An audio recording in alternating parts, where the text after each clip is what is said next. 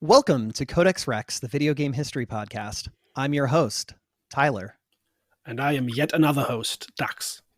Each episode, we talk about a facet of video game history, and one of us tells the other a story, and the other person has no idea what we're going to talk about. Yeah, I have no idea. But first, what have you been up to? I'm so busy. I'm so busy. Usually I have fun gaming things to talk about, but I'm just in this work gauntlet right now. And so really all I've done is lay around and play a little bit of Pokemon here and there. I'm trying to complete, to those of you who play Pokemon, I'm trying to complete what they call a living dex, meaning that I collect all of the Pokemon and I have a copy of each of them in my bank or whatever. And that way I can just drag and drop the whole thing into games, and then I have a completed Pokédex. It's something I've been working on since college. Do you know the fan theory about how the Poke Center works? No, I do not. That that when you go there and the balls get put into the chamber and they disappear for a second, and when they come back out, what happens is that they go into this backlog of the Poke Center, they get shredded, and they just put new Pokemon in and give them new ones, which are healthy again. I think it would be an interesting spin on that would be like the cloning machines from FTL, right? That save a copy of you at that time. That would be kind of fun. Yeah. I like the fan theory that the Pokédex is just written by 10-year-olds because none of it makes any sense, right? Like it'll be like, it can shoot water out of its fingers at Mach 3. And then I like fucking look up Mach 3 and I'm like, yeah, that's like 2,600 miles an hour and you could cut steel with that. Everything would be dead, right? Like, oh, its surface temperature is hotter than the sun. I'm like, okay, like you die. You know what I mean? Like, absolutely written by 10-year-olds that were getting too much freedom about writing lexica on anything. Yeah. Right? Like, it's the scariest critter to ever live, and people scream when they get near it. And I'm like, yeah, okay, that's like what a 10-year-old would write about that. Like, I believe it. So what's up with you, dude? How are things? Oh, okay, I'm just studying a lot, but I'm also preparing a new D&D campaign for my crew, which is nice. I always like to do that. You want to talk a little bit about it? I'm interested. We're playing Dragons of Icespire Peak, which is a classic D&D campaign, pretty standard. You're in a mining town. Mining town gets annoyed by monsters a lot, so you gotta beat up monsters a lot. Sounds like classic D&D. Yeah. Well, I'd be happy to hear how that goes. I have to live vicariously through other people who get to role play. So if anyone would like to contact us, how would they do that? The easiest way would be to send us an email at codexrexpodcast@gmail.com. We do read your emails. You can also find us on Twitter at codexrexpodcast. And you can find me, I'm just Vegan Tyler on Twitch, and I stream 3 days a week. By saying we read your emails, it means Tyler reads your emails and then tells me about them, and I'm like, yeah, I don't care. It's true. I do all of the front end stuff for the podcast. Yes, he does. He does all the work. I do the back end stuff, and he does the front end stuff. You know what? Maybe one of these days, if I learn editing, then it will expose what you actually do. I can just be replaced. Oh no. You could never be replaced, Dux. So just before we start, the last episode basically leads up to this episode. Yeah, the last episode was on the creation of electronic arts, and we talked a lot about a person named Trip Hawkins. He is going to show up again in this story, and the reason that I crafted it this way is because I thought that the background information about the creation of EA was important to understanding the story that I wanted to tell today. And so if you don't listen to that episode, that's okay. You can still have some fun with this one, but listening to the previous one will help you to have context in this one. Cool. Do we want to start the episode? Let's do it. Let's do it to it.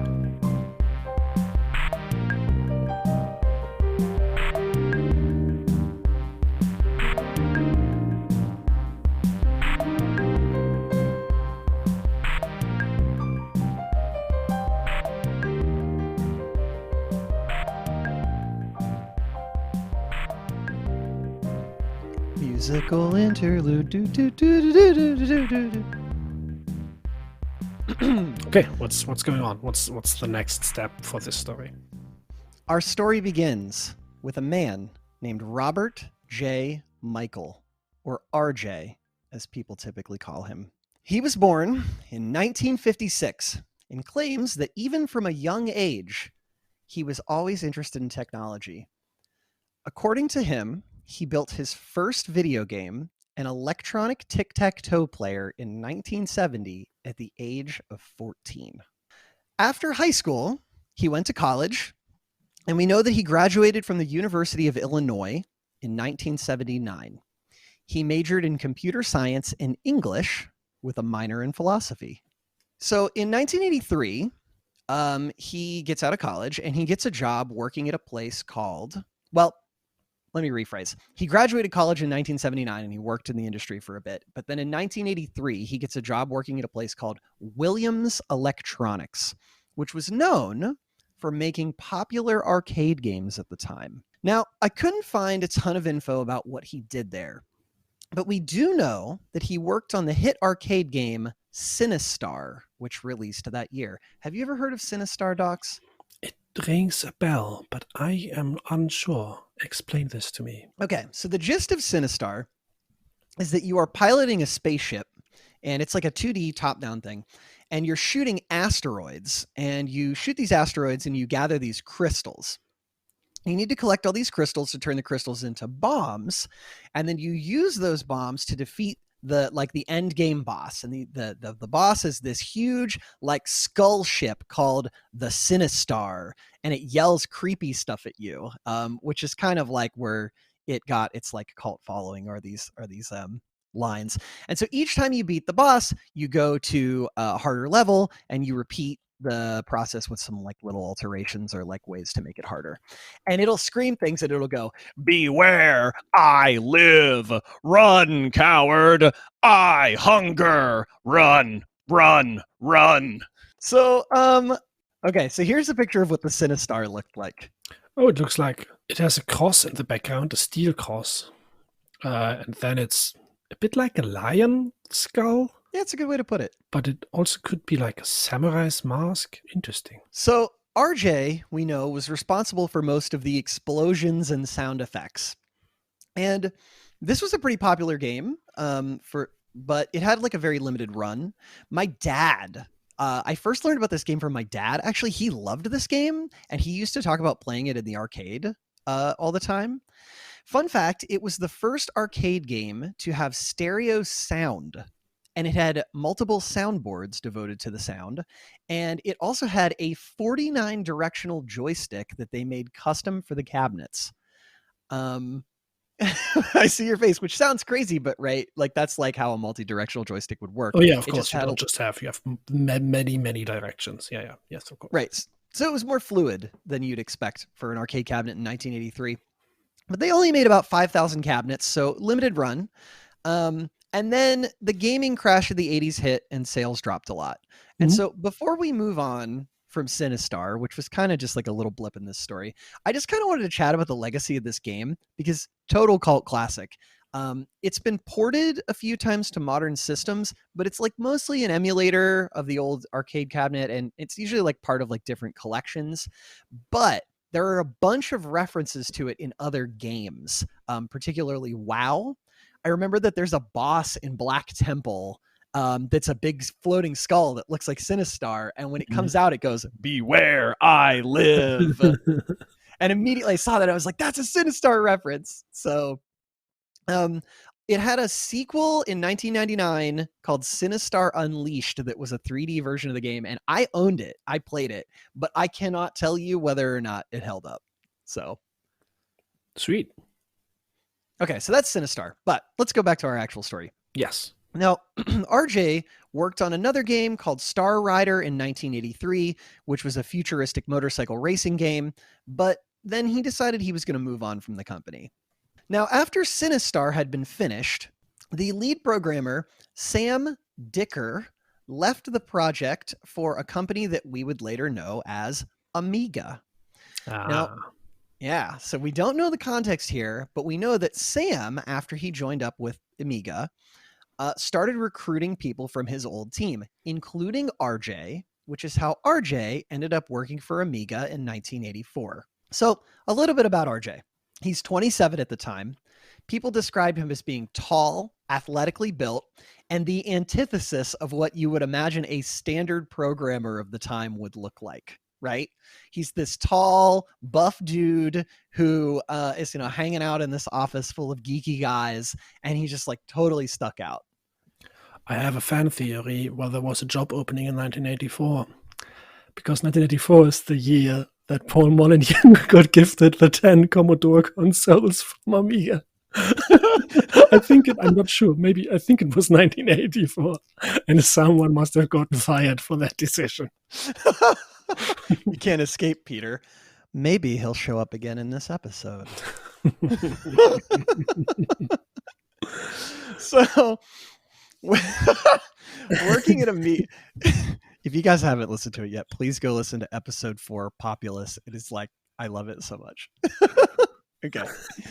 Working at Amiga brought RJ a new appreciation of hardware and software and how they interacted.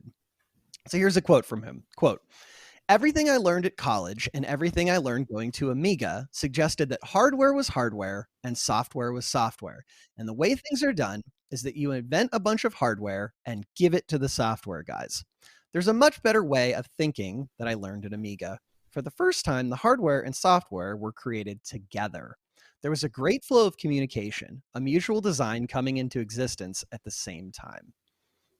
So he gets this appreciation working at Amiga where he's like, well, maybe these two things shouldn't be separate, right? Maybe, hardware and software should be working in tandem. Okay, so while he's there, he's working on computer chips. He meets his coworker, a guy named Dave Needle. They get to chatting, and they both find out that they share this sort of yin and yang idea of how hardware and software should work. So they totally hit it off and they become work friends. I'm sure you've had you've worked at a job and suddenly you find this person there and you're like, oh shit, this guy's really cool. I'm going to talk to him about all my weird hobbies, right? Yeah. So the two of them, though, they end up leaving Amiga in 1985. Now, I think that if I have my facts correct, RJ then went on to work briefly at Commodore and did some work in creating the Amiga 1000. I'm not sure what Dave Needle did at this time, but the important part of this story is that they remained friends and they kept hanging out. And a couple of years later, they're sitting in a Mexican restaurant and they start chatting about the kind of stuff that they might want to build together. So the conversation turns toward video games. Dave reaches over, he grabs a napkin, and he starts sketching things out. They come up with a plan to create a handheld video game that would have both stereo sound and color graphics. Wow. Yeah, well, for the 80s. They originally wanted something with a 16-bit chip, but then realized it wasn't practical. It got too hot, the system became too heavy, so they switched their design around to have an 8-bit chip, similar to the NES. Mm-hmm. Now, they didn't have the money to make the system at the time, so they start shopping around for a company that might be interested in helping them to make this system. They get in touch with a video game company called Epyx. Now, this is spelled really weirdly. It's Epyx. Epyx. Right? Epyx. Very 90s name. Not totally even the 90s yet. Precursor to the 90s. So they show off the tech, and the president of the company is impressed with it. But the president of the company was a guy named Michael Katz. Now, astute listeners might remember that name from the very first episode of the podcast because that guy later went on to briefly become the head of Sega of America and was in charge of a lot of the aggressive 90s advertising that Sega used at the time. But that's a story for another day and also one we talked about in the first episode. So, Michael Katz goes to the board of directors and he encourages them to take on this project for this handheld. And this creates a lengthy series of negotiations between RJ Michael and Dave Needle. They're talking to this company, Epyx, until they end up coming to this agreement that what they'll do is they're going to produce this console through Epyx, and they're going to take some stock in the company and some positions working there. They called their console the Handy Game.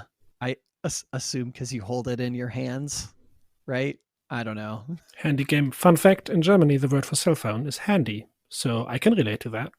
Well, For there me, you it go. works. It's just a mobile game, dude. Yeah. One fun thing about development that I liked, I don't know this is totally pertinent, but I wanted to put it in here.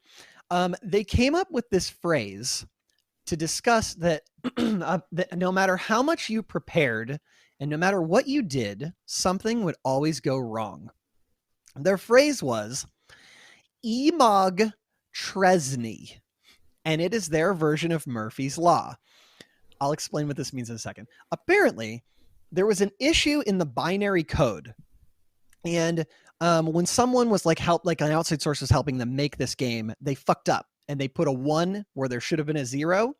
And so if you didn't have a game in the slot at the time, it would display the message Emog Tresny. It was insert game spelled backward. Ah, yeah.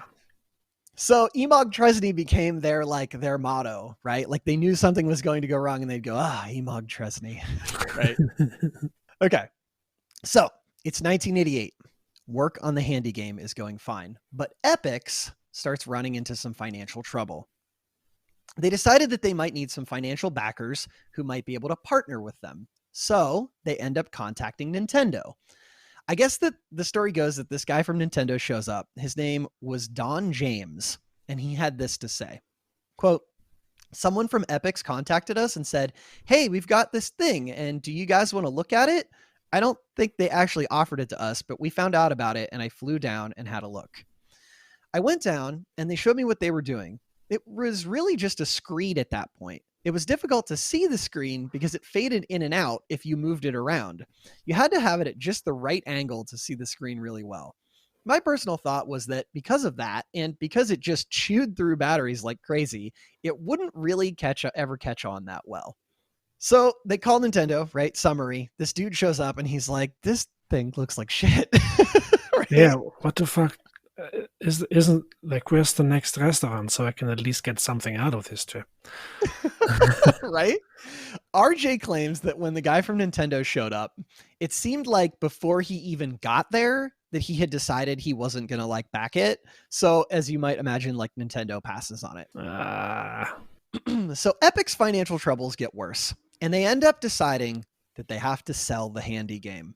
The buyer was the Atari Corporation. RJ and Dave hated Atari so much that they ended up quitting after the sale had been made. Shortly thereafter, Epix collapsed into financial ruin. Now you may ask, but Tyler, what happened to the handy game? Atari took the tech and turned it into the Atari Lynx, the handheld console that we talked about in episode 11. Yes, we saw that. Now, according to some reports, RJ and Dave were just absolutely livid with how Atari handled their business, handled their tech, and they blamed Atari for the failure of the Lynx. And so the day after they both quit, they do what they did last time. They meet up at a restaurant and they start discussing their future plans. 1 second. So they built a failed prototype of something and they can't make any money. So they have to sell it to someone that that knows how to turn it into money. Then it fails, and they get angry at them that it fails, even though it failed with them already. And that is something that we saw a few times already. It's hard to cope with your own failure. I will say that Epix is the entity that decided to sell off the handy game, not them. I will also say that Atari was really reviled for a time in the industry because of how they treated, reports of how they treated their workers, right? Mm-hmm. And so it's no surprise to me that they would be really upset that Atari would get access to this thing that they had drawn on a napkin and it was like their baby, right? And it's probably easy to get people to agree with you if the person you're blaming is the villain already. Right. So we have no way to know if the handy game would have become something, but I think that's a fair assessment. Okay, so they both quit. They meet up at a restaurant. They start discussing their future plans.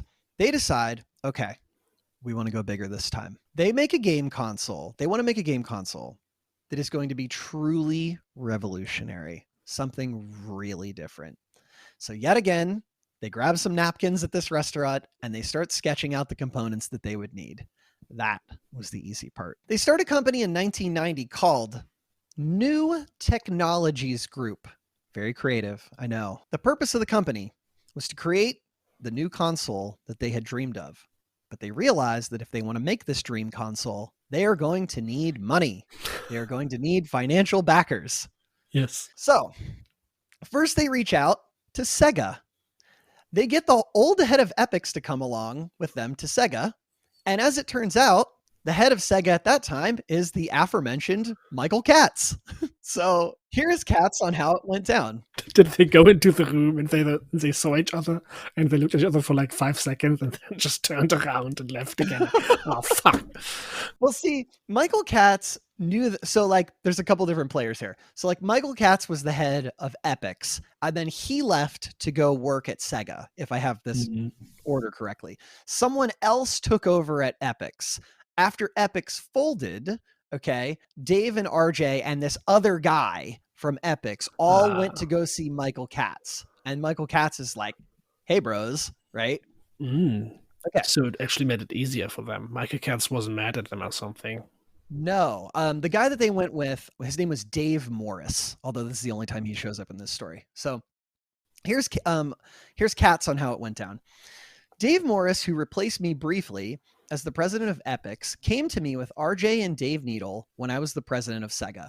They presented me the concept of paying them $2 million and giving them years to develop the next, quote, ultimate revolutionary, end quote, video game system. And I was all for it based on their credentials because they had developed the Amiga computer and they had developed the Lynx. I had just paid $1.7 million to Joe Montana to get his picture on a game. I thought it was nothing to pay $2 million to get the next hardware system developed. That's fair. So Katz tells them, okay, I think this, I'm summarizing him here, but he's basically like, this is a great idea. This is a pittance of money compared to what we spend on other shit, right? So he tells, and also one side note, everything I know about Sega in the 90s is that they fucking blew cash, man. They would just blow cash. So also probably for someone that's interested in producing things, at some point you get tired of just spending money on advertisement and knowing at some point we have to put money into R&D, and whatever these guys make, we will be able to keep. It's true. So Katz tells them to go to Japan and pitch it to the head of Sega Japan, Nakayama. Now, it isn't clear what happened here, and stories are sparse, but apparently they visited Sega Japan a couple of times and they met with Nakayama, but Sega eventually passed on the offer and turned them down. There's a lot of reasons for this. We'll actually talk about them in a later episode. Okay. One of the 500 prepared episodes in the backlog of Tyler's book of scripts. They're all connected, bro. Everything's connected. It's all connected. Oh my God. Okay. So where do they go? They decide to contact an old acquaintance of theirs and set up a meeting to show off the software.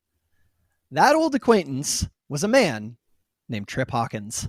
Trip, he's back. Oh, Trip's back. Trip's back, baby. I can remember that slick smile. So suave, so smooth. So suave, so good with people.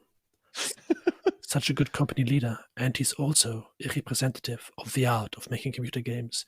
EA made this industry what it is today. Nobody would ever have any suspicion about EA doing anything that's illicit.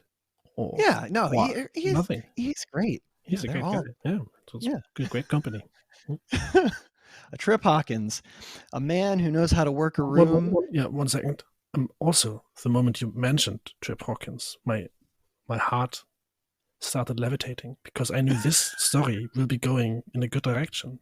Because now that EA is involved, I know that nothing can go wrong. What can go wrong in a story where EA gets involved? Do you have any example of the episodes that we did where anything bad happened after EA was mentioned? I can't think of anything other than, the normal actions that a upstanding capitalistic profit-driven company would take. Yeah, me neither. Yeah. And we all know that the pursuit of money is truly the best pursuit that you can follow. I think so too. And I think that's why EA set the best example for whatever you can do in your life. This has been a very long, snarky diatribe. Okay, okay. So, So so sorry for totally getting you out of the stuff we haven't it's been. okay. So in the last episode, I ended with that some people would show up and give something, present him with an idea that would really change the industry. That moment is now. Okay. Okay. So they started talking to Trip Hawkins. He knew them from their previous work. He had like talked to them when they were part of a couple of different companies. Like they were like mutual acquaintances. Yeah, Trip knew his way around. He knew what was going on in the gaming world, right? Yeah. And Yeah. so he was a natural choice. He was a natural choice for them because he was the CEO of Electronic Arts. He understood the gaming industry because in many ways he had built it. Yeah. He had an insane amount of contacts that he could draw upon. And like I said, he had tangentially known them from their work on previous projects, and he described them as kindred spirits. So he looks at their console and he says that they made the same decisions that he would have made regarding console architecture and approach. This was the console that Trip Hawkins had been waiting for, and it just made sense for him to join forces with them instead of building a new team to create what they had already made, right? Yeah. Now, a quick thing. They were calling the console the three-dimensional operating system, which they then shortened to the 3DO. Oh, yeah. Its full official name became the 3DO Interactive Multiplayer. Hawkins created a company in 1991 that would eventually be called the 3DO Company. And then eventually, the New Technologies Group that Dave and RJ had made merged into 3DO and they became the same company. Was it like a subsidiary of EA or just its own company? I think it was its own company, but EA backed it. So we'll actually talk about this sort of weirdness in a minute. I don't think that EA owned the company in any way. I just think that Trip had his hands in both. Yep, makes sense. Our two groups of developers have merged into one story. So I'm going to talk more about Hawkins moving forward as he very much became the face of this venture, but we will talk a bit more about RJ and Dave at the end. Okay. They are very much there throughout this entire process, even if I'm not explicitly name dropping them. So to take on this idea would require all of Trip Hawkins' resources. It meant more than just making a new console. It meant directly challenging the big companies of the day, Nintendo and Sega. And Hawkins was perfect for this role. Yes, the console market had been split up already, right? This wasn't a market where there was room for the taking still. This was going to be an industry war. It was. To try and stake out something that was different would be very, very difficult. Luckily, they had something that was very different, which we'll talk about here in a moment. But it was very much, at least in the United States, a war between Nintendo and Sega for, the console market. So with the console, Hawkins wanted to do something different with distribution. If the present console makers would fight back, he wanted to create something to give game makers more freedom. So other companies produce their own hardware. So for example, let's say you wanted to buy a Genesis or a Master System or, whatever it was called and wherever you live. You would be buying one from Sega, and Sega would essentially produce all of their hardware in-house, right? Hawkins took a different angle. They would create a hardware template and then license the ability to make the hardware to other companies. They also wouldn't make games internally. They would just license the tech to companies who wanted to make games for the machine. So in this way, you can imagine that the 3DO was more like what we would imagine a PC to be. You have hardware, and then what you decide to do with that hardware is up to you. It's not gate kept by companies. Creators and consumers would decide what they want to do with it. And so the console would, in theory, be more powerful than a PC at the time, cheaper than a PC, have backward compatibility, and would have very lucrative licensing. And development, for the most part, would be handled internally at EA. And this would be an advantage to Nintendo and Sega, right? Well, it depends. And we'll actually talk about the merits of this decision as we go forward and what Trip thought of it and what other people in the industry thought of this at the time. Yeah. But it follows with what Trip's about, right? Like what we talked about in the previous episode, sort of this freedom of creators. And we'll dig more into that as we go. Which was kind of his idea from the start, to not have the company hovering over everything and grabbing everything, but making Right. the giving the artist to the choice of what they're doing. Right. Let talent be talent Yeah. without being restricted. The 1992 Consumer Electronics Show. Hawkins reveals his console to the press.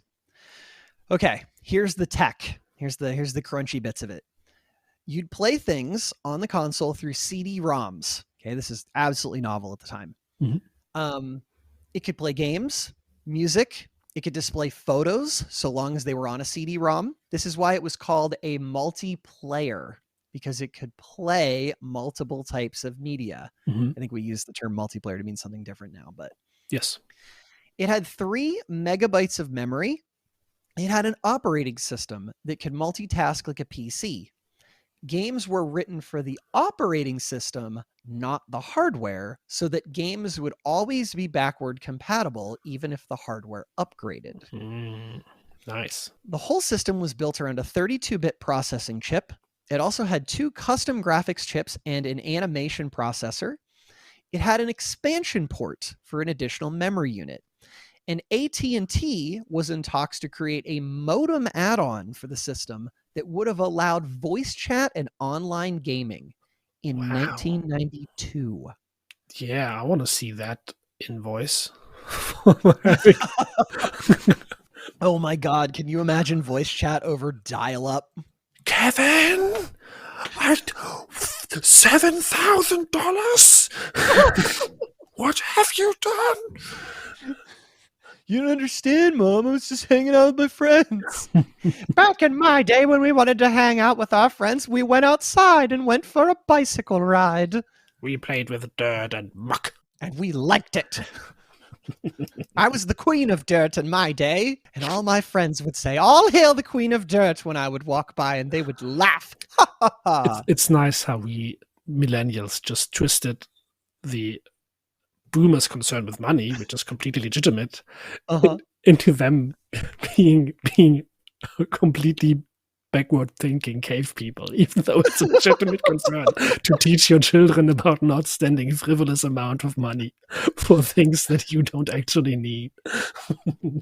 I don't understand. You need to spend $7,000 to play with your friends. I needed it, Mom. Yeah. Okay. Shout out to my boy Kevin. R.I.P. Kevin. Okay.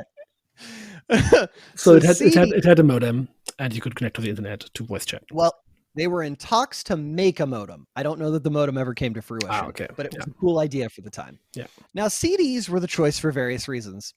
At this time, if you wanted to fit a megabyte of data onto a cartridge, it cost like a, I don't know, a Genesis cartridge or whatever. Mm-hmm. It cost about $10 per megabyte. A CD-ROM at the time held about 500 megabytes and cost about $1. That's a big savings. That's hyper cheap. Right? And you couldn't really save things in the same way on cartridges because memory was typically all hard memory and you didn't have a ton of storage space. So the differences between CDs and cartridges at the time were so stark that it was almost a no-brainer. But this is also why the console needed a lot of RAM. Mm-hmm. Now, it wasn't region locked either, which was a deliberate choice by Hawkins. Other companies had region locks on their games and consoles because they wanted to create like territorial boundaries and force you to buy within those boundaries. Yeah. And Tripp called that, quote, way too controlling and typical of how Nintendo wanted to manage their empire. Hawkins was much more open, and as he put it, quote, humanity wins anything if there is more freedom. So that's why I'm not surprised the industry has evolved since then. Cool. But it was truly revolutionary for the time. And I know that sounds bombastic, but these were a lot of ideas that were like really crazy when you're talking about like, Nintendo cartridges, right? Yes, absolutely. So with EA's backing and Tripp's charisma, it made a huge splash in the market. And the plan was this, that EA would make games that were exclusive for the 3DO. And this would be good for both companies, Tripp thought. And this is an important detail. We'll talk about it later. Because EA was backing the console, this brought in a lot of interested parties who might not have gambled on a new console otherwise. Several companies expressed an interest in manufacturing hardware: Panasonic, Sanyo, AT&T, just to name a few. Over 80 companies signed on to make games, including big names like Activision and LucasArts. The proposed rate in licensing fees for developers was only around $3 per game sold, so it was very lucrative compared to the rates that Sega and Nintendo were giving. Yeah. And Wall Street was excited. Gaming magazines were excited. It received coverage in large mass market newspapers like the New York Times and the Wall Street Journal. It was in Time magazine. Over 30 different financial analysts from investment firms came by to the booth when he presented it and asked for briefings on the hardware. It had TV coverage: NBC, CNN, CNBC, all aired television segments on the console. It blew up. At one point, you have a face. You look nervous. I'm confused because Okay. I don't know about this console. What is going to happen here? What is I see something coming, but I don't know what it is. Whatever could it be, Docs? Oh no, please don't, Trip. Don't do a Trip, please don't. I trusted you so many times, Trip. Why do you do it every time? Now, let's do a fun side story. At one point in 1992, Peter Molyneux walks up to Hawkins at a conference and just starts pitching him game ideas that would be on the 3DO. I guess he just walked up and was like, "Hey, Trip, I got 3 ideas. Which one do you like better?" Hawkins describes them all as being pretty interesting things that he thinks got turned into games later, but none of them ended up being for the 3DO. It was all different iterations of Populous, because Peter Molyneux never made anything else than different versions of Populous. Yeah, so I think the stuff that he made, like the stuff he pitched to Trip, we don't know what it was, but Trip says it all sort of ended up being on the PlayStation. So there's Peter again, just wandering into our story and then wandering right back out as quickly as he came. Holding a can of beans, slapping. Hey, Peter, I got 3 cans of beans. They're all from different producers. Which one you like better? I think we're going to open up these cans right here and just have a little taste test at your booth. Now, which of these beans do you like better, black or white? I'm sorry, that was a really bad joke. I apologize for that. That's okay. Okay, so I love when he appears in our stories. So it became such big news that, as Hawkins put it, the 3DO dominated. And there really wasn't any kind of competition for the hardware that they were selling. It was just so cutting edge for the time. Time magazine named 3DO the product of the year. And so, as a side note, to give you context of how fucking crazy this fervor over the 3DO was at the time, Hawkins was so on top of the world that he was given the keynote speech at the 1993 Consumer Electronics Show the following year. Bill Gates had asked to be the keynote speaker, and they turned down Bill Gates and said, "No, we're going to go with Trip Hawkins." Well, Trip is much better looking than Bill. So if I was given the choice to choose either Trip or Bill Gates, I'd always go for Trip Hawkins. Because just look at the man. I mean, yeah, Trip does exude cool. Yeah. So, on the other hand, the big game companies of the time were not impressed.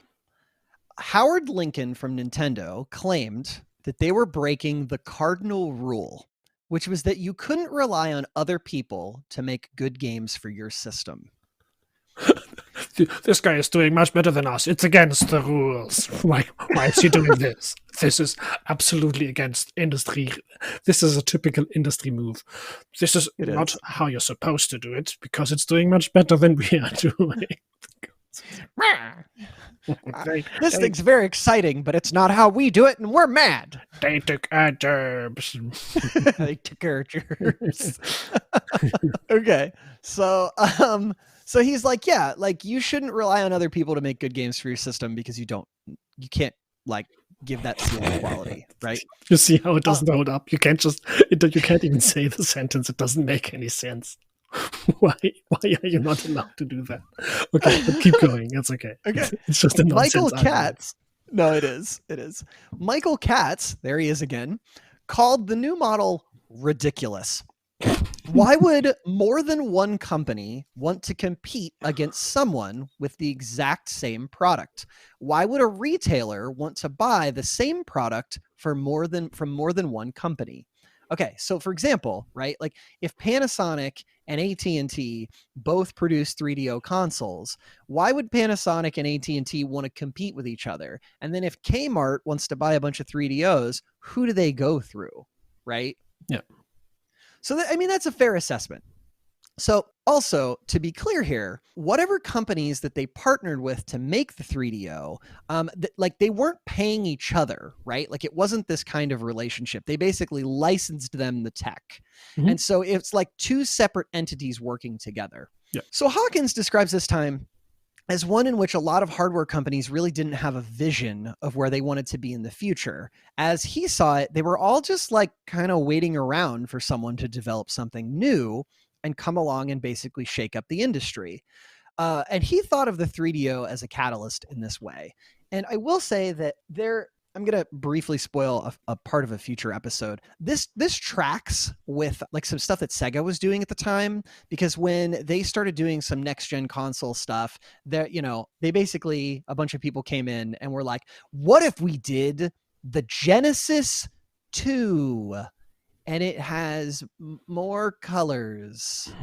And they were like, why would we do this? Right? Which we'll talk about at another time, because it caused a big kerfuffle. But like that's the level of innovation that was going on at the industry at the time. Yeah. Okay, but they still needed companies to actually manufacture the goods. A few companies had expressed interest in creating the console and had signed on. So Sanyo, Gold Star, and Panasonic. Cool. But Hawkins wanted someone bigger.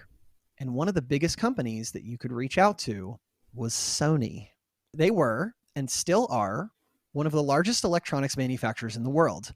And so he had a lot of interest in bringing them in. But it became clear during the talks that Sony had already started research and development on their own console, the Sony PlayStation. Oh, yeah. At this time, the 3DO was a year and a half ahead in R&D time. And so Sony had to make a choice. Would they abandon their console and partner with the 3DO, which was way further along? Or should they just stay the path and continue to develop their own product? They came very close to signing an agreement. The 3DO was just so far beyond what you could buy as a console at the time. It was very exciting. But eventually, they just decided to finish their own console, which was a decision that would have far-reaching ramifications not only for the industry, but also the future of the 3DO. Okay, so the console was marketed as an adult gamer alternative to the gaming industry. In some circles, the SNES and the Genesis were seen to be kids' toys. This is something that comes up a lot. This is again Trip Hawkins' view on games, right? He, from the start, believed that video games were not for kids, but for grown-up people. Right. They wanted to develop things that older consumers could enjoy as well. That goes along with the idea of video games being art. True. Although I would say art can be for children, but it has to be, how do I want to put this? It's a lot different, right? Yeah. So he wants it to be this adult gamer alternative, right? Mm-hmm. And so, like I said, if you think of the SNES, you think of the Genesis, think of the games that came out at that time. Cute characters, brandable mascots, flashy colors. But along with this was a lot of censorship in games as well, because this is the 90s and things are starting to heat up with censorship in the United States. Yeah. So, nude characters, excessive gore, mature themes, these were difficult things to find on consoles if you were an adult. Now, if you were on PC, you were fine, but gaming PCs, as I mentioned, were pretty expensive at the time. And, CD-ROM drives were starting to become a thing and they had a lot of power, but they were expensive. And you could play really neat games at the arcade, but the tech really lagged behind at the consumer level. And so when they create this console, right, they're marketing it as, here's this alternative. It's better than all this other shit. Yep. And so the advertising for the game as you might imagine, played on this. And so my favorite one from this time, maybe the most famous one, is imagine this. It's an overhead view of a toy box, okay? And in the background, someone is awkwardly playing Twinkle Twinkle Little Star on a piano. Yeah. And slowly from, the top down view, you hear this boo noise like something is falling into the box, and a SNES falls into the box and like smashes, and then a Genesis falls into the box and smashes, and the voice says, "It's time to put away your toys. If you're not playing on a 3DO system, what are you playing with?" Presenting 3DO, the most advanced home gaming system in the universe. So like they really like almost ham-fistedly were like, these other consoles are toys. You're a big grown-up and you have big grown-up money and you should be an adult and play adult things. Don't play those kid systems. This also fits into the way video consoles advertised against each other during the time, because Yeah. we saw that with the Sega and we saw that with the Jaguar. How they Yep. constantly trash talk each other for some reason. It's true. Do the math. Okay, Docs, with all of this in mind, cutting edge tech, all the stuff that it does, how much do you think this would cost in 1993 dollars? Take a guess. $700. Oh my God, $699. Fucking spot on. That was really good. Yeah, you said it's going to be cheaper than a computer. Computers were around $2,000. If you wanted the same level of stuff. Yeah. And then probably more expensive than the others if you ask like that. Mm-hmm. Lucky guess. That was great. Good job. So when you're comparing this to other consoles of the time, you could get a Genesis for like $200, right?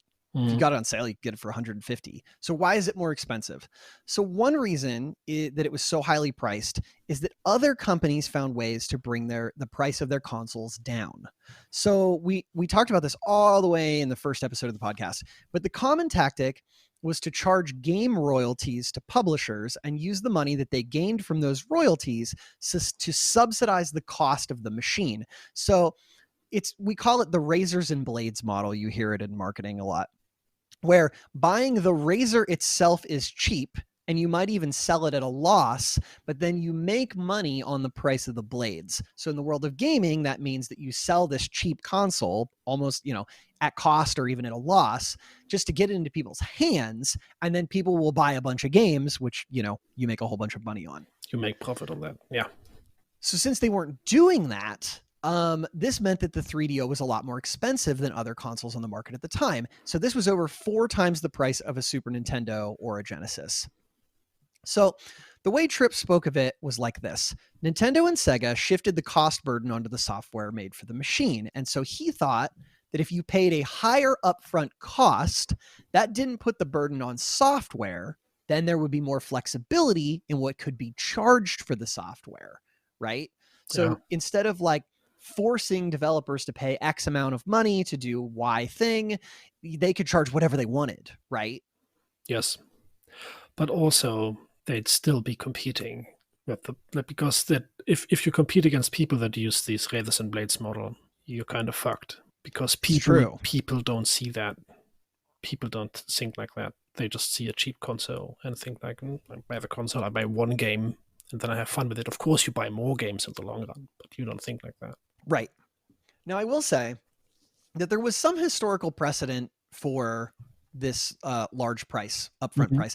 And so Tripp looked back to the Commodore charging around $700 for their Commodore 64. Yeah. And so since he thought, the 3DO is so much more technologically advanced than a Commodore 64, he thought the consumers would be willing to pay the price, because it wasn't just a machine that could play games, thus, the multiplayer. It could play all kinds of media so long as it was on a disc. So he thought, it's better hardware. Even if it has this higher price tag, consumers would be able to use it for a whole bunch of different things at a lower cost than they would in buying those things separately. And we absolutely know that Trip Hawkins is obsessed with numbers and puts a lot of thought into these. Just remember 1982, how he was convinced because he had this thought model of when he was going to bring out his console, his Right. his company. And I bet it's the same with this. Us trash talking his ideas makes no sense at all, because he was obviously a man that put a lot of thought into his numbers. Yeah, Trip really planned for a lot of things. I mean, Yeah. there's definite holes in this. You know, we talk about Trip as like he was this prophetic dude who saw all this stuff. He still had issues too. Even in the previous episode, I mentioned how like a lot of people criticized him for getting into the console market so late. Like he didn't think consoles were the future at all. He thought it was, you know, PC, PC, PC. You know, brilliant guy. Foresaw a lot of things. He was right about the PC thing. He was just a bit. He just didn't wait long enough. It's true. It's true. I went from being a console, I went from being both a console gamer and a PC gamer to being a 99% PC gamer at this point. Yeah. It's just so much easier. I don't have to be locked behind all this bullshit. So they debated for a while what game should be packed in with the system, right? So like, okay, you buy a console and you usually get a game, right? Like you want to have something you can fucking play on it. And so the original decision was to pair it with a game called Shelley Duvall's A Bird's Life. It was an educational game where you learned about birds, mostly geared at younger children. But if you've listened to anything that I've said so far, right, you want this suave adult console, right? That doesn't really fit with what they wanted to portray. This would be this console for sophisticated adults. So a company called Crystal Dynamics popped up and made a really cool driving game called Crash and Burn, like crash and burn. Mm-hmm. It ended up being in the package and it was a much better fit. So leading up to release, the hype was immense. It was all over Hollywood, telecoms, the media, the public. Everybody wanted in. So much hype. With only a proof of concept, no actual hardware shipped, the company had a stock market value of around $300 million. That's a lot of value. It is, especially when you think back to like, you know, RJ and Dave being like, we want $2 million in a couple of years to make a console, right? It hasn't even fucking released. They didn't say it like that. They said they want $2 million to make the best console that will ever be. The best console in the universe. The universe. They were not that humble. So the console launched in October 1993 in the United States. Now, FYI, this is technically a month before the Atari Jaguar. So I know in that episode I corrected myself near the end, but this is technically the first 5th gen console. Most retailers sold it at $599. So $100 less than the suggested price. It launched 6 months later in Japan and a year later in Europe. Mm-hmm. So while these all didn't hit at release, there were 6 different machines released using the 3DO's specifications. 3 of them were made by Panasonic, 2 of them were made by Gold Star, and 1 of them was made by Sanyo. Also, Creative Labs released something called the Creative 3DO Blaster, which would let you hook up a card into your PC, and then you could run 3DO games on your PC. Sweet. That's right? Neat. How fucking cool is that? But there weren't many games at launch, which is a tried and true tale of every fucking console ever. So for the time, for a very brief window, I think it was literally just the game in the box, like just Crash and Burn. But then other games started coming out, though the only one that released around like the release date that's worth talking about was a space flight game called Total Eclipse. Mm-hmm. You know, that's really it. There were a few others, but like nothing really to write home about. But luckily, Crash and Burn got great reviews. Everything about it felt next gen. It had good draw distance, great textures, full motion video. Reviewers were excited and enthusiastic about what the 3DO could do. But the game issue continued for a long time. And one problem was that games took a very long time to make. They were expensive for developers, and the tech was so new that development was very lengthy, right? Like if you're going from 2D to 3D and you've never done this before and you've trained your whole life on making 2D shapes, right? Suddenly to work in the 3D environment really changes things up. Yeah, absolutely. And the games that came out initially were not great indicators of what the console could do. However, EA, remember, making games for the 3DO, did publish several games that are standouts. Road Rash was ported over from the Genesis. If you don't know Road Rash, it's a motorcycle racing game where you fight each other and punch each other and shit. I actually know that. Yeah, it's really, Road really, Rash is really, so fun. really cool game concept. It really is. Oh man, a buddy of mine used to have it for the Genesis, and I'd go over and we beat the shit out of each other. He was so much better than me. They also published a 3DO version of Madden NFL, which had digitized footage of Madden himself. It also had more detailed player models. Nice. FIFA had a release which included an actual 3D field and multiple camera angles, as well as audio commentary as plays were made. The FIFA release is looked at as one of the best demonstrations of what next-gen sports games could be, and really created a template moving forward. One thing about audio commentary in sport games, in the early video games, after 10 minutes of playing the game, you have them all memorized. And then that's true. And it's still like that. And I think by now the voice lines have gotten so various that you cannot memorize them as quick anymore, but it always happens. It's true. Well, we as humans are very astute at recognizing patterns.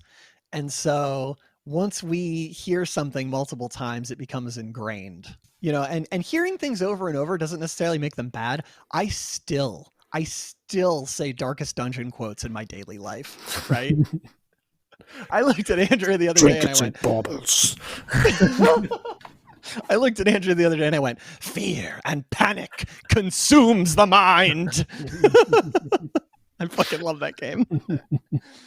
Oh, if there ever was a game that was stress personified, it is Darkest Dungeon. But okay, so back to our story. So EA also teamed up with Car and Driver magazine to make the game Need for Speed. Ooh. Which is still a popular franchise today. It had its first release on the 3DO. It is. You know what? I always thought that the movie series Too Fast to Furious spawned out of Need for Speed. For some reason, I always thought that. I think it's not true. I think they're completely separate things. But for some reason in my mind, they are completely connected. Because I started playing Need for Speed at the same time that I got obsessed with the movie Too Fast, Too Furious for the second part. So yeah. I played Need for Speed all day and also watched that movie twice a day. So that's how I connected it in my mind. But that's really cool. Need for Speed is such a good game. Yeah. Total side note, did you know that Fast and Furious 9 just came out in theaters? Yeah, I only was obsessed with one part of this movie series, and I was like 11, so that's kind of over for me. In 10, there is a petition. There is a petition to have them send cars to the moon or to space. Because in each episode, each movie, they ratchet up the crazy more and more. And so there's a petition for in 10 to just go full insanity and have car battles in space. Okay. Well, anyway. So one of the good and bad things about the games that came out for the 3DO was that they used full motion video. This was incredible at the time, but some of the games essentially ended up being interactive movies. Now, again, the tech here is really cool. You didn't really have this before, but consumers complained that they weren't so much games as they were just like watching a movie with some choices. Mm-hmm. But they did work with Hollywood to make a lot of these, and they were a pretty neat concept that caught on later.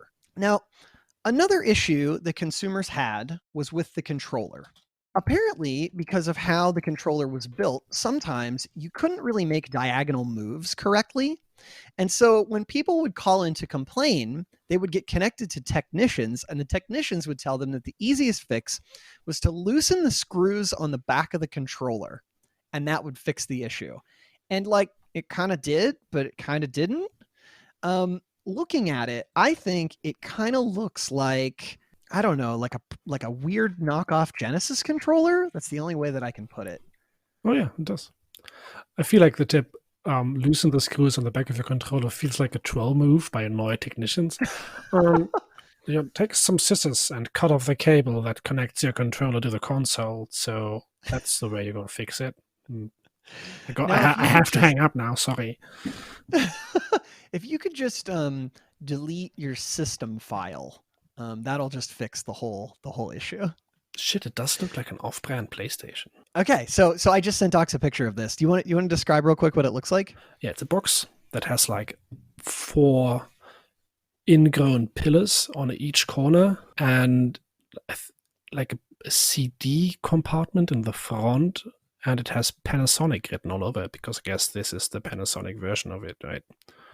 And the controller has a D-pad on the left, and on the right it has 3 buttons, A, B, and C. Now I just sent you a different version as well, and Oh. you can see. I'm gonna send you a couple here, so you can see, and we can describe these to people. We don't have to go super into it. How all of these sort of look a bit different, right? They just have the same color and the same controller setup. And the reason that these all look a bit different, one of them is smoother on the top and has like a rounded sort of edge. One of them is like a box, but the top of the box doesn't stick up, right? Yep. And the reason that these all look a little bit different is because, remember, this is hardware that is being licensed out. They're like, here's a template, here's all the stuff you need to do, you make the rest. They just need to fit it into a box, right?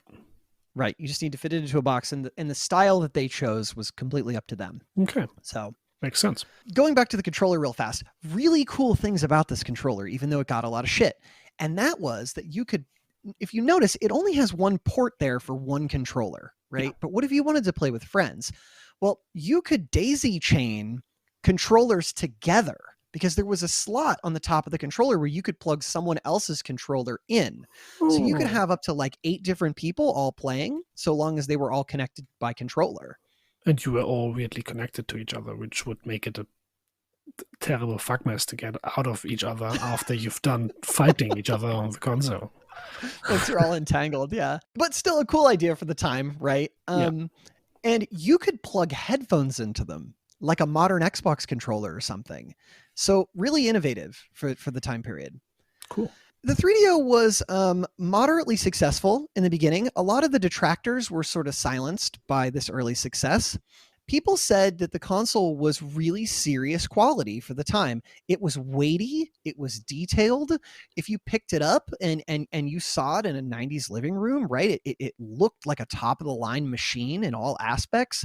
It was well thought out, especially when you were comparing it to other consoles. When you think of the Atari Jaguar, right, and we talk about all the issues, like it looked cool, but it had a lot of problems. Like the 3DO, it would gather console smegma.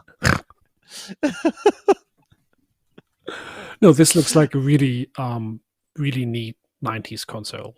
I agree. On one level with the PlayStation, for example. So in their first year of release, 1993, I will note, though, that they were outsold by the Atari Jaguar. But in that first year, they sold around 125,000 consoles, which was great for a new company with a new console in the market. And then the price across the board dropped down to $500, which became a lot more reasonable. Now, one issue that they ran into early on was that the media never really covered the machine as a multimedia platform like they wanted it to do. It, and many consoles after it, were purely judged on their merits as a gaming machine. And that made their business model take some hits. In the early part of 1994, Panasonic lowered the price of their version of the console to $400, but sales were still kind of low. The console was often scolded for being a, quote, rich man's gaming system because of the price tag. Yeah. But as they moved further into 1994, the 3DO started to pick up steam. As we mentioned in a previous episode, there wasn't really a ton of competition in the early days of the 5th generation of consoles. The Jaguar was plagued with issues, both in hardware and software, and the 3DO was seen to be the better console of the two by far. Sega started experimenting with expansion units to the Genesis, which we'll talk about in another day, and then released the Sega Saturn in 1994. But there was a whisper on the wind. Sony's console was coming, and it looked to be a big one. A quick note here. It was really unclear to me when this next part of the story went down. So I put it here because it fit with us talking about it. So this might be slightly out of order, but this is like an important part of the story that I wasn't sure where to slot in because no one mentioned what year this occurred in. Yeah. But the relationship between the 3DO and EA began to strain. Hawkins was highly focused on pushing back against console makers. He wanted consoles to be like PCs, but EA was looking long term. Financially, they expected that because the PlayStation was on the horizon, it was going to open up a metric shit ton of revenue opportunities for the company. And it became clear as time wore on that the support that EA had promised for the 3DO was not coming. They started getting offers from Sony to create exclusives for the PS1, and the board at EA couldn't resist. And why would they? So they turned away from making 3DO exclusives and started working on games for the PS1 instead. Wow. Yeah, right? So while it turns out that EA in the long run probably made the right call, we don't really know what would have happened if they had continued supporting the 3DO. And Hawkins was pissed. In interviews, he talks about it as if he will never forgive them. He often refers to it as being stabbed in the back. Quote, once they became separate companies, it was easy for the suits at EA to say, hey, Sony wants us to support their PlayStation thing, and they're going to put billions of dollars into it. We'd be stupid not to do that. So yeah, we're going to throw Tripp under the bus, but that's Tripp's problem. Wow. Okay, I gave Tripp shit earlier for probably betraying the 3DO, but he didn't. So I'm going to give the board of EA shit now. Man, sorry for you, Tripp. You built a monster and now you can't control it anymore. It's true. Now, Tripp says he understood the fear that management had about the 3DO, but he also feels that Sony knew about this and started courting Electronic Arts with better deals. So they'd say, oh, we see that you're doing stuff with the 3DO. Oh, what if we gave you really good licensing deals? What if we set you up with this sweet back-end deal that would really make you a lot of money, bro? And so, they ended up giving EA these massively lucrative deals that they probably wouldn't have gotten if they hadn't been involved with the creation of the 3DO. Shit. Right? Look at this espionage. Yeah. But that's the same thing they did to Sega, didn't they? Yeah. Although their shady stuff with Sega was a lot more literal. Like literally getting their technology. Literal espionage, yeah. Right? This is more like swap business dealings, so yeah. Okay, so what this meant is that the 3DO company was forced to start developing their own first-party games if EA was going to ditch them. And he talks about, Hawkins talks about how they didn't really have much of a choice because the console would be dead in the water if they didn't have games. But developing their own games brought further strain on the relationship between 3DO and EA. Now, if 3DO was making both games and software, that made them a competitor, and EA was not having it. Hawkins spoke to his legal counsel, and they basically told him that he couldn't be the chairman for both EA and 3DO if they were now at odds with each other. Yeah, it would be a conflict of interest. It would. Hawkins, quote, EA was like a rebellious teenager, and I knew the company would make it into mature adulthood, which it has. 3DO, by contrast, was a baby, a child in intensive care needing open heart surgery, and I was the only available doctor. So he was going to sacrifice his position in EA to go to the 3DO guys? Yes, he feels compelled to stay with the 3DO, and he ends his relationship with EA, stepping down. So he fully severs his relationship with the company he started all those years ago. For now, just for now, I respect that. The story's not over yet, but for now I respect it. I do think that he, I'm not sure here. The details are a little fuzzy. I think he, partly stayed on, part of the board or something for a while. But he steps down as president of the company he founded. Now, also, one could rephrase this as filthy rich man steps down from stressful position to take more relaxed position that does not risk his own financial value in any way. Fair. Yeah, that's fair. So who do they get to replace Tripp Hawkins at EA? The replacement that they found was actually his longtime coworker and sales manager, Larry Probst. Oh, Now, yeah. we spoke about him in the previous episode. He was their very business-minded associate who was basically their numbers guy. Yeah. I will say, those who worked under Larry spoke highly of him, said that he was the right pick for the job even years later. Even though he wasn't really into the games industry like at all, he wasn't a super outgoing or creative person, he was good at keeping people in line and shooting down bad ideas. Notice the change of focus at EA. Hawkins is this center of attention guy, right? He can work a room in every conversation. He can speak eloquently. He played many of the games that he sold. He had ideas that broke the mold of the time period. And then you get Larry, right? Larry's much different. He's soft-spoken. He's a numbers guy. He doesn't want the spotlight. He just wants sales and he wants to get the job done. And didn't we make clear that he's not a gamer at all? Not really. He's not even into games. Yeah. Yeah. So now we've gone from a like to a complete business focus at EA. And here's a longer quote that Tripp had to say about it. I'm a nerd and a creative guy. There's another more corporate type that's all business. These have been called ponytails and suits. What happened when I left EA is that the leadership went from a ponytail to a suit, right? We'll pause real quick, right? The ponytails are like the nerdy, geeky guys. The suits are the business dudes. Okay. I had grown up playing Stratomatic with the annual updates of player cards because their stats change and they change teams. I'd initiated annual rosters for EA Sports games in 1989, and the company stuck with that model. And we expanded the sports lineup dramatically on Sega and elsewhere beginning in 1990. This annual edition model was fully baked before I left, and the operating style focused on it after I left, and gradually relied on more licenses and perennial brands and did less than others from the standpoint of new original IP. But you can tell that sometimes you can get complacent if you're on top, or if you have an exclusive license or a strong brand. It's a big challenge to make a great new game in less than a year, because you need to allow time for testing, revision, bug fixes. All these things make it tough for EA to please everyone all the time.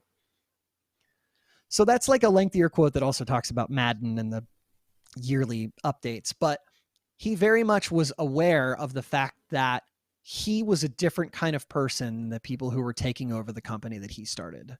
Yes. When the PlayStation hit the market in December of 1994, it launched for $399. It was an incredible machine, and gamers knew it. Sony had a budget of $2 billion to work with, and they were not beholden to any other companies to make their product.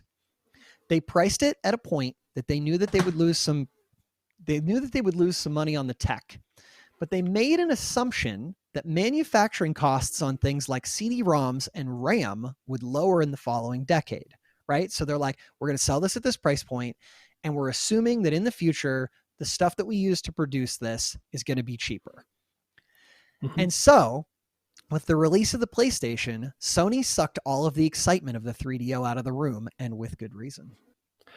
I never imagined how much speculation goes into this, because the pricing is so important, and they have to make these tough calls on, we're going to make this cheaper on a lot, and this is a super risky bit, and if it's not going to work, we screw ourselves totally over. It's true. Yeah. It's true.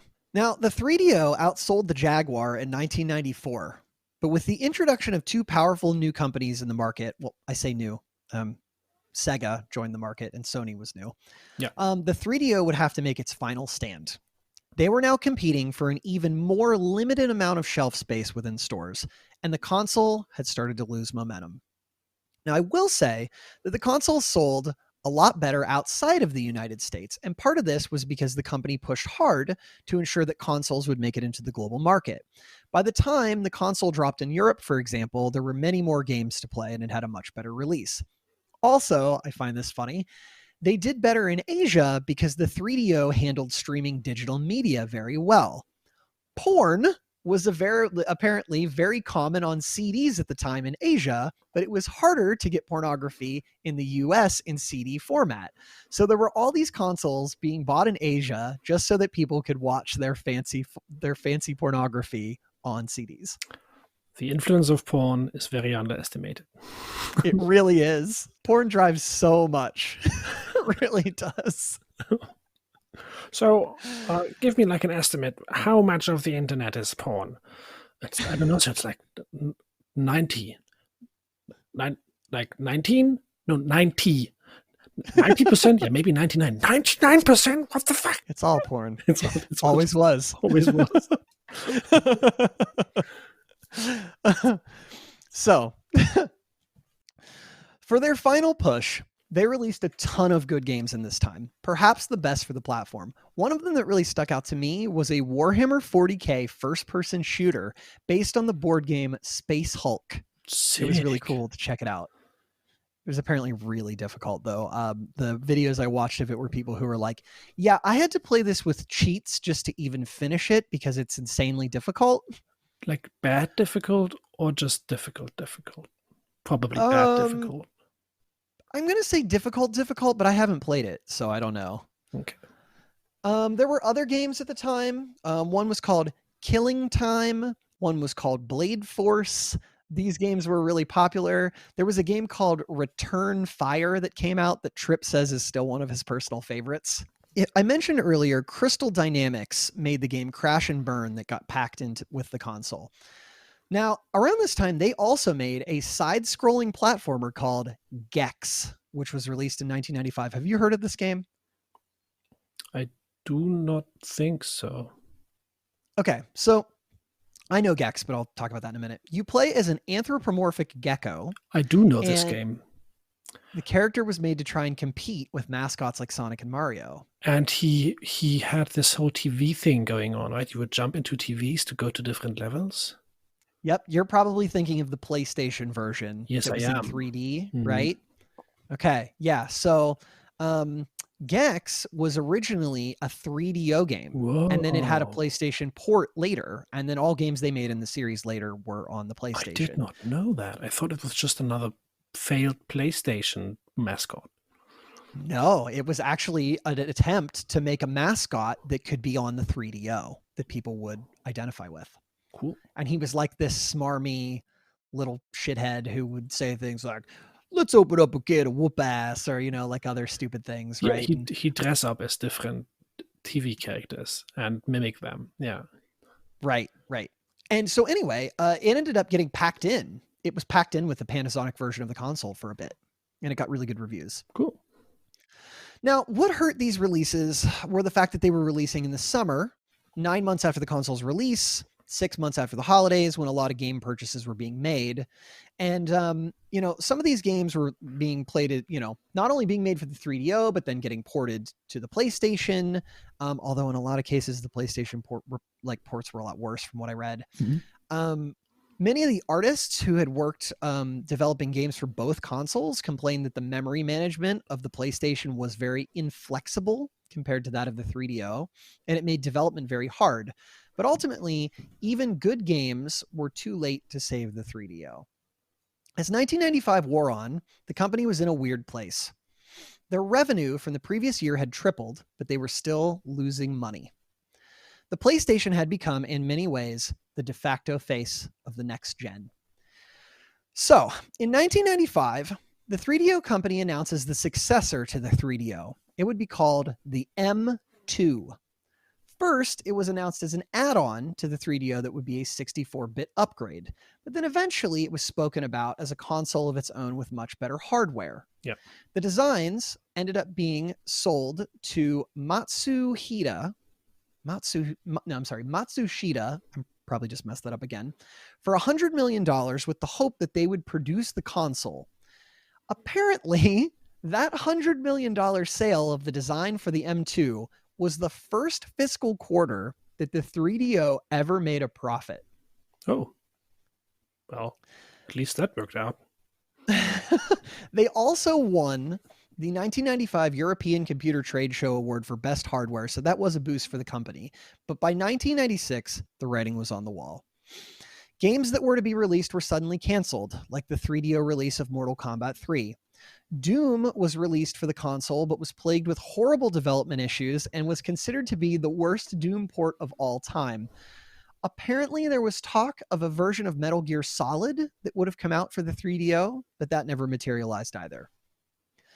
So in 1996, production was halted for the 3DO, and the company shifted their focus to making software for other consoles, including the PlayStation. Yep, that's how it goes, right? Fans held out hope that the M2 would put the 3DO back on the market, and there was some limited fanfare when Tripp showed off prototypes at E3 that year. But by 1997, the console didn't make an appearance at the show. Rumors swelled that developers had begun to bail. By the beginning of 1997, Matsushida's president spoke about how the 64-bit gaming market was already crowded, and that it would be hard to break into the market at present, especially after the Nintendo 64 released at the end of 1996. Sony and Nintendo had really been killing it in the previous year with a slew of titles like Final Fantasy VII, Tekken 3, Resident Evil, Tomb Raider, Super Mario 64. There just was not a point from a business perspective for them to put their company on the line to try to make a new console. Dude, no, just try to just think of these games. It's impossible to compete with that. I mean, think of the fucking staying power, rather. The staying powder. The staying power that those consoles have, right? Like, all of them still exist today in some form or another as a series. So Tripp tries to pitch the M2 to Sega, but the talks fell through when Sega claimed they wanted the M2 to be an exclusive Sega console. In 1997, 3DO sold off all of their hardware business to Samsung for $20 million. The 3DO would never make hardware again. The company continued on for a while producing software. Some of their biggest hits you've probably heard of, including the Army Men games and the Might and Magic series. Sweet.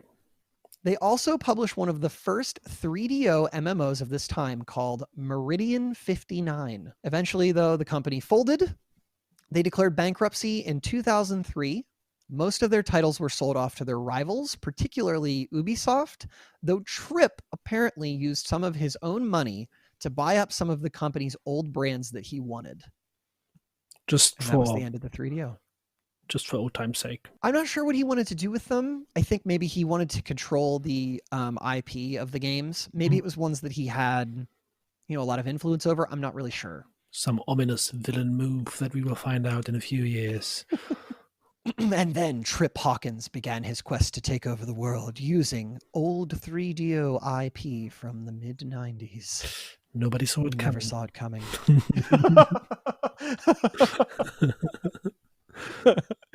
So let's do some wrap up here.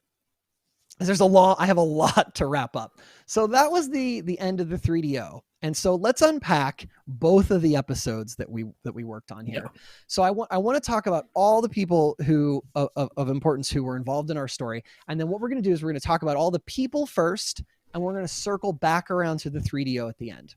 Okay. So RJ Michael went on to work at various gaming companies.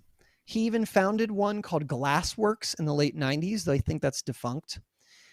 He wrote some books, so he became an author, mostly fiction. And if my information is correct, he is currently the director of games at Google. Now, I'm not sure what happened to Dave Needle. There's a lot less information about Dave. We do know that he worked in the industry for a while after he left the company, but unfortunately, we do know that Dave Needle passed away in 2016 at the age of 68. Mm-hmm. Tripp Hawkins. Tripp created a mobile company called Digital Chocolate in 2003. The company was focused on making games for handheld devices like PDAs, cell phones, tablets, that kind of stuff. In 2005, Hawkins was inducted into the Academy of Interactive Arts and Sciences Hall of Fame. He was the 8th person to ever be inducted. Hawkins stayed at Digital Chocolate until 2012, at which point he stepped down. That same year, he co-founded a company called If You Can Company. I guess it was some kind of like game subscription service for kids. I had difficulty finding a lot about this company, and it looked like they stopped tweeting in like 2015. So like, I'm guessing they're not a thing anymore. Probably, yeah. Now, what I do know is that he occasionally is on the board for a few different companies. I also think that he has, from what I had read, he has moved into teaching, and he is now a professor at the University of California, Santa Barbara. Cool. That makes sense. He has a lot of wisdom to share, probably. Yeah. So, what does Tripp think about all of this? When asked if he has any regrets or if he had wished to stay at EA, I do. I do. I mean, honestly, for me, it was very much a family business. I had always imagined being like Walt Disney and just founding my company and staying with my company my entire life. And I didn't really plan to leave. Well, yeah, I think it's good that he didn't turn out like Walt Disney, but that would be getting too much into Walt Disney. That's completely fair. Yeah. I, and I think I still respect him for the choice that he made about leaving EA behind. So Tripp and his old friend Bing Gordon are no longer on speaking terms. I guess that when Hawkins left the company, Gordon stayed on at EA all the way up until 2008. And neither of them speak about why they won't communicate anymore, but the assumed answer is that Hawkins is still upset about what went down at EA and how he was treated afterward. There are also some accusations internally that EA's leadership tried to tone down Tripp's role in creating the company and started shifting to giving Bing Gordon more credit. Others who were at the company during those days claim that Bing took a lot of credit that maybe he didn't particularly deserve. Hawkins had some choice words about him. Bing is a really ingenious opportunist. He can always smell the money. I think he just knew if he jumped on my back, it would get him somewhere. That sounds like a lot of burned ground to cover. It does. I'm not even going to wade into that tangled forest. Let's just keep a 1 mile radius from that. Just don't even look at it. So Bing, however, he's big in the world of like Silicon Valley finance. He's a partner for Kleiner, Perkins, Caulfield, and Byers. He has a board seat on companies like Amazon and Zynga. So he's still doing stuff. He's out there making money. Larry Probst, Tripp's replacement. Mhm. Larry is still the head of EA after all these years. He is the biggest shareholder of EA, and he controls most of the company in that regard. He is also on the board of a few cancer research groups, and one of his claims to fame was that he was chairman of the board of the 2008 US Olympic Committee, and there are a bunch of pictures of him sitting and chatting with Vladimir Putin at the Olympic Games and chatting.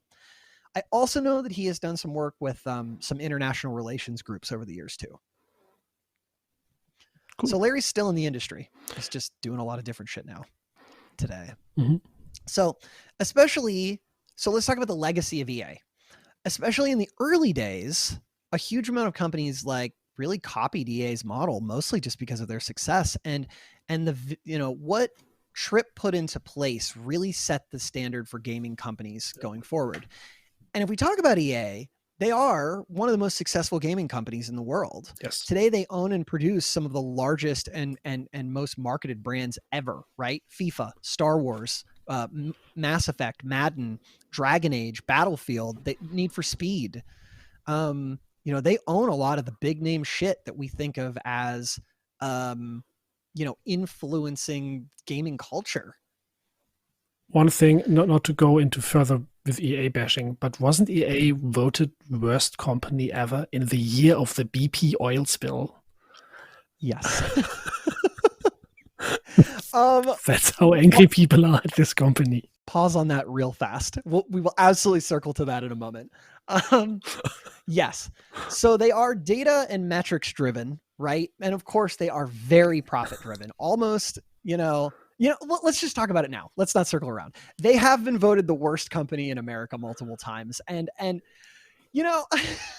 will say, I don't know that they deserve that title when compared to the absolutely horrific shit that other companies get up to, right? I can name 2 companies that have done human atrocities within a heartbeat. EA just does not deserve this title. But they have been so ingrained as an evil company in the collective gamer zeitgeist, right? That that's what they get. And a larger portion of the population plays games these days, and when you get to know EA and you get to have that experience. So, and I will say, compared to the days of old, they are much more conservative in their choices of games that they publish and what they do. And this was alluded to earlier in the episode, but This, when you mess up on such a massive level, it sends ripples throughout the entire industry. I mean, we joked about this last time, right? But like, think about what went down with Star Wars Battlefront. I think the post that they made about why they had shitty loot box systems is the most downvoted post on Reddit ever. Um, and that phrase, like, we wanted to give gamers a sense of pride and accomplishment, is like part of memes now to make fun of companies that fuck over gamers. It is ingrained as so shitty that it's a meme, right? Yeah. Also, they have become kind of the representative of these big gaming companies that have lost the connection to their base. It's true. As Tripp put it, it became kind of a factory. They got to be pretty good at cranking out EA Sports games. Man, they got good at that.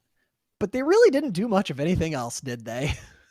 And so, he talks about how after he left, right, like EA became, run by the suits. And he says that, like, they didn't really have strategic direction.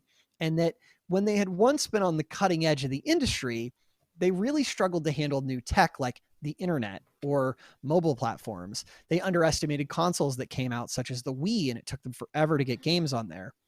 Quote, there were all kinds of buses that they just plain missed. I was looking from a distance going, how'd they miss that?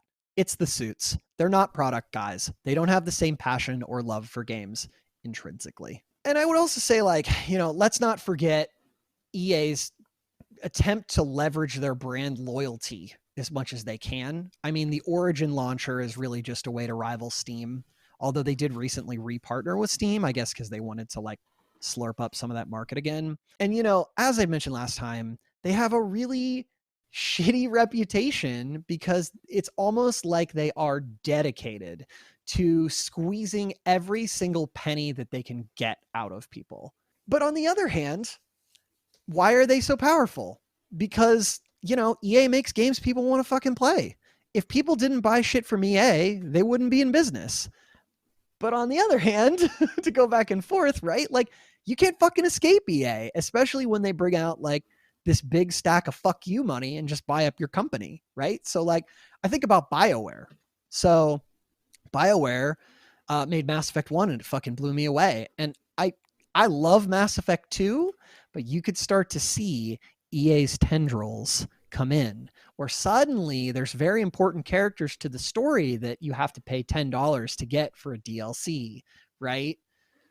And so, like, I could talk shit on EA all day and what they did and how they buy up companies and absorb their creative goo and then cast them aside. But, like, I will say that we can talk shit on modern EA, but I think that some of these precursors were there even when Hawkins was around. And so I don't know that he's really absolved of sin here. If we think back to the previous episode when he's, like, calling Europe on his car phone in the late 80s and bitching at them about productivity, right? Like, even he had a bit of a disconnect, even though he Absolutely. was still he part was of it. leader of the company when they fucked over the Populous guys. It's true. This did not start with Probst, but it started with him. Yeah. Ben Gordon, when he looks back, he talks about Hawkins being there, and he's like, I'm paraphrasing him here, but essentially that Hawkins's time was probably coming to an end anyway, even without the 3DO. In the way that the company was scaling, Larry was just way better at large scale management stuff than Tripp was. One thing Hawkins talks about moving forward regarding the market, right? Like the modern day market, is that, the market is trending in a direction that we may not be able to stop. So here's a quote from him. You can love it or hate it, but in reality, the market is shifting to mobile, which is, of course, the largest population of devices and the biggest market. That being the case, since free to play is the absolute standard for mobile, microtransactions are here to stay and will become bigger and more comprehensive, and the model will be increasingly adopted in PC and console games. One indicator of that is that in February of 2019, EA released both Apex Legends and Anthem, two quadruple A console PC games. One was set up as free to play. The other was $60 up front. Which one is still around? Okay, so let's wrap up the 3DO and then we'll give our final comments here. Here's my hot take on the 3DO. What a fucking cool machine for the time, right? I'm injecting my excitement in here because, like, it did so many things that were very innovative, right? Like you could watch movies on the console. Yeah. Like that's really standard today, but like can you imagine like, oh, I could watch a movie on my SNES, Yeah. right? You couldn't. It sought out Hollywood and tried to get them involved in games. It had actual 3D graphics. The controllers were innovative, even if they were kind of clunky. You could chain them together in that weird way. The internal systems were great. Developers had a great relationship with the company. It set a lot of standards that we expect from modern consoles. But there were a lot of things that killed the 3DO, and we could point to many of them. The success of the PlayStation is probably top of the list. The strange falling out with EA is up there too. Their desire to support Sony over the 3DO really took a lot of wind out of the market. Because some of the tech was ahead of its time, that was a good and bad thing. And while the collective internet really likes to make these clickbaity articles about the $699 price tag, I will say, in defense, it came down pretty fast, especially when you compared it to the price of a PC or even like a fucking high-end CD player at the time, right? Like the price was a steal. With a PC with a CD-ROM drive, you could play 3D games, easily double the price. And then as the console aged, the price came to be comparable to that of like the Sega Saturn or the PlayStation anyway. And like one thing I didn't ask, the games were cheaper for it, right? I never really got a good answer on that, but I think he wanted developers to be able to charge their own prices, and I think that they did. Okay. Because they didn't do the Razor and Blades model thing, so they probably Right. didn't have to charge as much on the games. Right. So you could theoretically get more games in more hands, right? Yeah. And Trip thinks a lot of it's just bad timing. The long wait between game releases made sales really hard, which caused a lot of developers to leave. If it had all been there at launch, the 3DO could have been a much stronger competitor to Sony and might have even taken over the market. But I will say, interestingly, the game industry today includes a lot of what Tripp imagined it to be, right? Like it in some ways has become this world he wanted. Game developers, here's an article I found about that just mentioned it. Quote, game developers are receiving unprecedented personal branding and earning power. Open platforms represent a valid and vibrant alternative to consoles. Games are widely viewed as emotionally fulfilling art. So, the 3DO, it did accomplish a lot of its design goals too. And it made the console that they wanted, but it just couldn't compete. And, Hawkins, he still really laments over what could have been, and he goes back and forth over the current state of things. Here's another quick quote. But once they became separate companies, EA essentially traded in their 3DO position for more favorable terms with Sony. That produced a pretty good decade for them. But unfortunately, I think that was kind of the end as far as the industry goes. That was the end of developers or publishers being able to stand on their own and have freedom in respect to platforms. It's always been a concern of mine and should be a concern to every developer. Anybody who actually cares about making software or using software, we're all just much better off if it's an open market and there's free competition. Closed platforms cause a lot of problems. Yeah, it's a good ending quote. And it's also what he still kept from the first days of video game development, where it was all about being a free-spirited community where everybody can do whatever they want for whatever they want. Yeah, no, I agree. He does say in retrospect, I read, some stuff where he said in retrospect that there really wasn't much he could have done differently. Sony had this awesome piece of hardware. They offered it at prices that were unbeatable. They had financial backing that was like 20 times what the 3DO had. He said something like, well, if Sony had screwed up, it would have been a much more interesting fight. And I have a little bit more here that I guess I could say. My final take on it is this, that the 3DO is often put on these lists of consoles that failed, and people point to it as this expensive console that nobody wanted. But what I see out of this, and my own personal take is, here's this company that had a vision, and they realized that vision when a lot of other companies fell by the wayside. It took that vision, it made it into reality, but it was the industry that wasn't prepared for it. I mean, like, look at what we have today. Modern consoles, I guess, with the exception of the Switch, are like multimedia players, right? Like yep. Andrea and I used to watch Netflix through our Xbox. And so while the 3DO didn't make it, the ideas did, and I really think they changed the industry for the better. And so I have a quote here that we can let Trip have the last word, and then I'll ask you for your thoughts. Yep. Quote. I think it was a catalyst for a lot of constructive changes in the game industry that really opened up a renaissance period for the industry to flourish. I would hope that people will remember it a little bit like the King Arthur story. Some good people with the right intentions were courageous enough to try to do the right thing for the right reasons. And that ended up leading to some very positive things that evolved in the games industry, even though on its own terms it wasn't successful. And we all know what happened to King Arthur. So what do you think about all this, Docs? What a weird quote. But I mean, it's classic Trip Hawkins. it is classic Trip Hawkins. Just start gobbling words and they sound suave and sweet. And you don't really think about them. You're just like, you're either gullible and think like, that's an interesting point on this. Maybe he is like King Arthur. Or you're like, why are you comparing yourself to this dude, king from ancient Avalon? What's happening? But I see the point. Well, and I'm really, I know what he means. I mean that he tried to do something noble. What was his first idea? And right. in the end was ultimately failed. I'm really happy to have heard the story about EA because I was always interested in it, but I was always too afraid to look it up. And it's so neat that this is interconnected to the 3DO in such a way that you were forced to tell the story. I think I have nothing to add here except that I'm still conflicted about Trip Hawkins, and I'm not conflicted about Probst. I'm just conflicted about Hawkins because I'm not sure if he's just shifting the blame on other people, even though he has more responsibility than he claims to have. It's really difficult to say. And maybe it's not about that. Maybe it's just about being aware of how this happened and how one can make consumer choices about if I support a company like that. I think that this is, so when I was telling my fiance about this particular episode, as I was doing all this research, I was telling her stories. We go for walks every day. And on these walks, I like to tell her these stories. So she very rarely will listen to the podcast.